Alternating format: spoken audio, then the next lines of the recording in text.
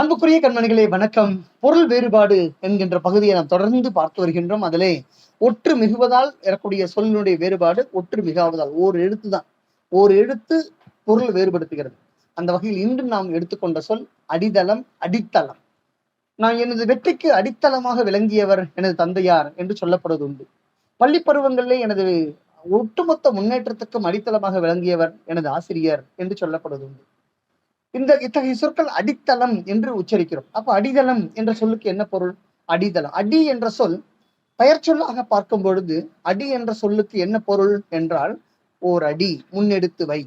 அடி என்பது 12 அங்குலம் கொண்ட ஒரு அளவை, நீற்றல் அளவை குறிக்கிறது அடி.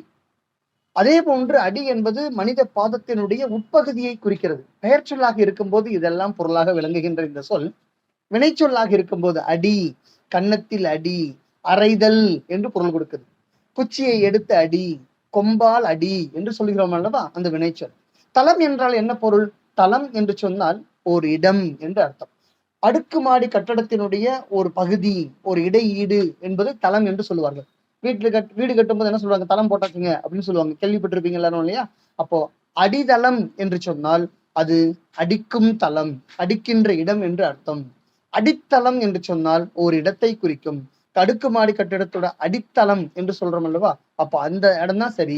அடித்தளமாக விளங்கியவர் என்றும் அடித்தளம் என்று சொல்வதுதான் மிகச்சரியானது. அடித்தளம் என்று சொல்லப்பட்டால் அடிக்கின்ற தளம். நம்ம எல்லாம் வைக்கோல் போற அடிக்கிறாங்க இல்லையா, அந்த இடம் என்று பொருள். அப்போ அடிக்கின்ற தளம், அடிக்கும் இடம் என்று சொன்னால் அது அடித்தளம். அடித்தளம் என்று சொன்னால் வெற்றிக்கு வித்திட்ட அடித்தளம் என்றும் அதுக்கு ஒரு இடத்தை குறிப்பதாகவும் பொருள் விளங்கும். இந்த அடித்தளம், அடித்தளம் இரண்டுக்கும் பொருள் வேறுபாடு உங்களுக்கு விளங்கியது அல்லவா? இதில் ஏதேனும் ஐயம் இருந்தால் கமெண்ட் பண்ணுங்க. மீண்டும் உங்களுக்கு விளக்கம் சொல்றேன். நன்றி.